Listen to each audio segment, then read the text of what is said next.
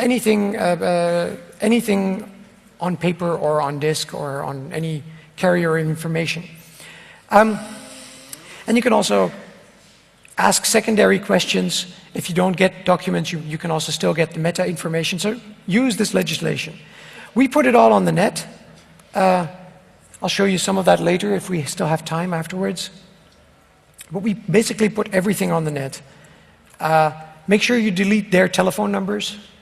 We didn't do that in the beginning, and it caused them a lot of grief because all sorts of people started calling the contact lawyer or the contact civil servant that handled our FOIA requests, which is not something you want because you need those people to service your request and to talk to you and to talk logistics about your request with you.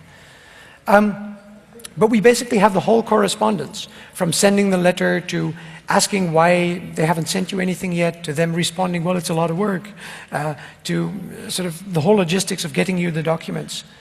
And we also found that our website was a really good place to put them, so we didn't lose them. Then in, I think, end of June, we learned that our government had fallen, and that the elections were actually 6 months early. We had our whole campaign, basically we started we seriously started working in May, June, and we were figuring we would sort of peak towards May. There would be provincial elections in March. There still are, this coming March, there's provincial elections. And then the big one would be the parliamentary election, the national parliament elections in May. Now these parliamentary elections happened in November, so we had to do a lot of things early. They had to do a lot of things early as well, so they were very busy as well, which has helped us in many cases. And there was an election scandal in a small town, which posed an opportunity for us to get some publicity much earlier than we thought we would be able to otherwise. But I'll get to that later. So we needed a website and a logo, and Antenna designed this really great logo for us. In Holland, we vote with a red pencil. It's not a ballpoint, it's just a red pencil. And we felt this was really powerful. And we launched this website. Now, those of you in the know recognize the little character up there in the right. And yes, it is actually a media wiki. We loved the MediaWiki technology because our campaign was just too fast for anything else. There was just so much happening, and we figured there would be so much vandalism because it would be in the press all the time, and there was almost none. We did have CAPTCHAs, because otherwise it would be all about Viagra and all other link spam. But it's definitely, any political campaign should have their website as a wiki. But we liked the fact that it had a skin to make it look like a regular website, so it wasn't so wiki-ish. And it's also great to find new people that do stuff, because you actually find new people that are working on your website that you didn't know before and that are doing great stuff, and you end up inviting them and working with them. Very early on, we also decided that we needed to explain what we were about and explain this weird notion of voting machines, as everybody knew them, not being trustworthy. So we built a comic strip. This is with the German text, and this is actually it's much longer, this is a quarter of it, but this is the Magic Vote Black Box 2 machine that has a person inside that grabs your ballot paper and then shreds it and keeps a count on a piece of paper inside. Which we use to sort of drive home to people, look, this is what it's about, this is what the problem is. I need to drink a little bit of water, hang on, or I'll dry out.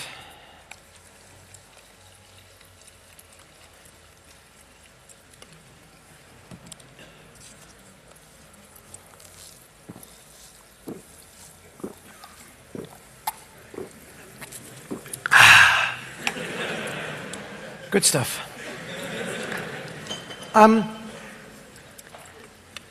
So yeah, we had, during the March elections, the ones where I was voting on this SDU New Vote machine, there's a municipality in Holland called Landert, and in Landert they had an election, and a gentleman by the name of Guus de Meerman was a village alderman, and he was up for re-election, and he was also a poll worker operating one of these machines, the NEDAP. And he rearranged the polling station so that everybody would be sitting with their back towards him, because they could then do the paper thing. You know, are you eligible to vote? And then they would send the voter to him, and then he would press the button.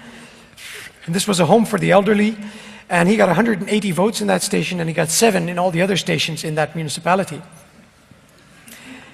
And both NADAP and NFI is our forensics people, looked at that machine, and the funny thing is they looked at it in that order. So NADAP could have done anything to that machine before the NFI got it. And they could find nothing wrong with the machine.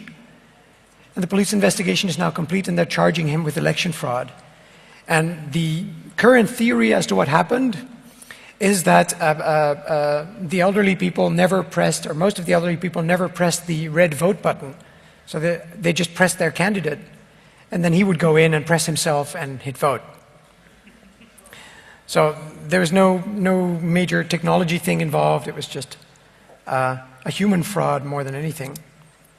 So NADAP said, well, that's such a breach of procedure. If you get 2 people out of the 3 not to watch what you're doing during a vote, then you can also rig a paper vote. You can just replace the ballots. You can just take the paper out of people's hands and get rid of it. But then you would still need to get rid of that paper. And the thing is also that people understand how a paper vote works, and they understand what its security depends on. They understand how it can fail. So if you say, well, I'll just take that piece of paper and I'll put it in the ballot box later, people understand, hey, wait a second. Whereas with an electronic system, it's much harder to understand, at least for people that are not into figuring out what electronic systems security depends on. It's much harder to figure out in which ways the security can fail. Okay, so now we existed, we had the website, we were making our point, and we were making it with some facts behind it. It wasn't just voting machines can't be trusted, it was voting machines can't be trusted because the regulation doesn't say anything about this, and because... so we made our point, but we had a lot of facts to back it up. And we were kind of disheartened to find that the first reactions we got were from crazy people. I've always known that. The aliens are controlling everything, and they're also controlling voting machines. If you do something like this, you find out how many paranoid people there are in the world, and there are quite a few. And any paranoid person that believes government has fallen into the hands of aliens must explain how people keep voting for governments and how things happen, and manipulated voting machines make total sense. They'll believe anything you say, but they'll also believe that vapor trails behind airliners are part of a government plot. So they're pretty useless. We also got a mail from the ministry really early. And they said basically in a slightly longer email, but this is the gist of it. Dear Mr. Gonggrijp, we're taking it very seriously. Oh my God, let's come talk, and maybe you can help us raise public confidence in e-voting.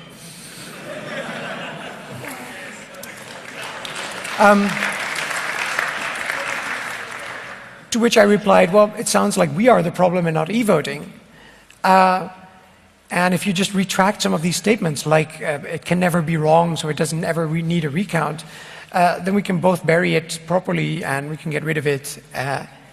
And right now, increasing the level of confidence is not in our nor in the country's best interest.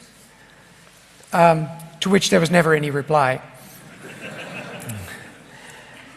And then Jan Groenendaal, who is the maker of that machine and the software that sits behind it, also reacted. He puts PDF documents on his website every once in a while when he feels bad about something. It's sort of his way of doing a weblog. And now read this text. I'm not going to read it to you. Read this text and let it roll over your tongue. Sort of taste the words, especially that middle sentence.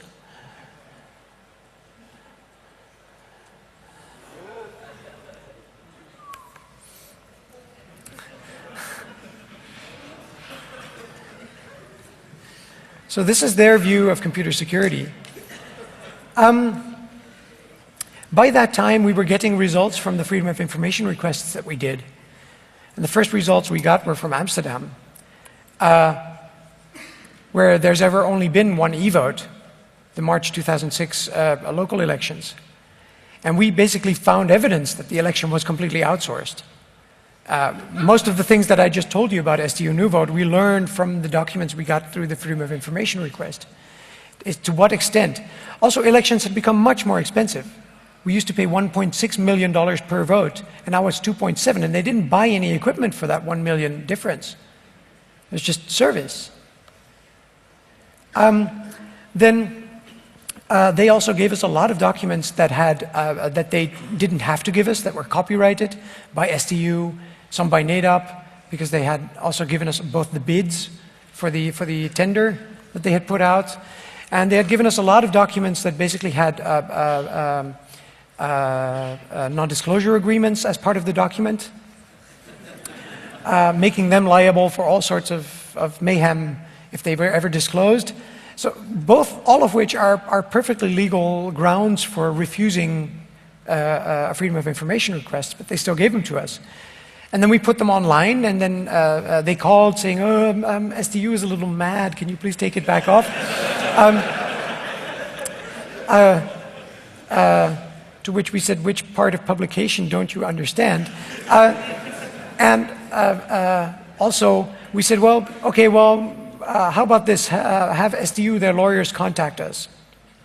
So this lawyer from SDU, a very expensive firm, contacts me by email, asking forwarded that email straight to the press.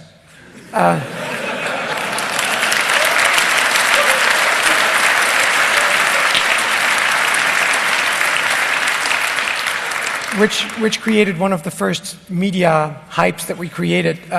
Basically circling through all the press in the country had the story that SDU wanted documents removed from the website, secret documents. It got crazier every new article. Somebody wrote that we had published the software, and insane, but really good. And it really helped us to publicize the other 2 points, which was that the election was outsourced, and that it was €1 million more expensive, which people didn't realize.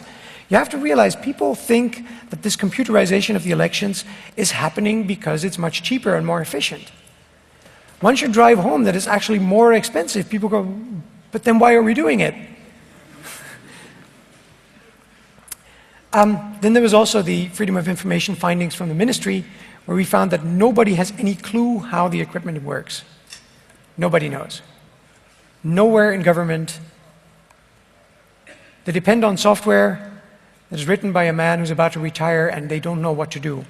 Even the Kiesrat, which is the Bundeswahlleiter, wrote documents to the minister in panic saying, what is the country going to do when this guy retires and nobody wants to make the software anymore? It's a bit of a crazy niche business, writing election software. And we also noticed that lots of people write the ministry always said, well, there's never been any criticism, or it's always been non-controversial. Holland has always been the example country. It's completely non-controversial. E-voting is nobody really mistrusts it. And we found that lots of people actually did and wrote letters, because we asked for those letters and any answers to them. Lots of people did, and lots of people got very reassuring answers. Well, they were all tested, and it must be secure because this institute was testing the security, which of course wasn't true. During this month in August, we also become legit. We get our own office, we set up a foundation, we do some fundraising, and we get a paid staffer for a few months. So we can actually campaign full bore. We can actually go at it and make sure that we can handle whatever they throw at us. Because there's a lot of media campaign going to happen, and most of that is because we get one of these. Now, the most interesting thing about this is the type plate, which you see on the right front there. Because until now, everybody had called it Stemmmaschine, Wahlmaschine. And we were very heartened to find that they actually called it Stemcomputer as well.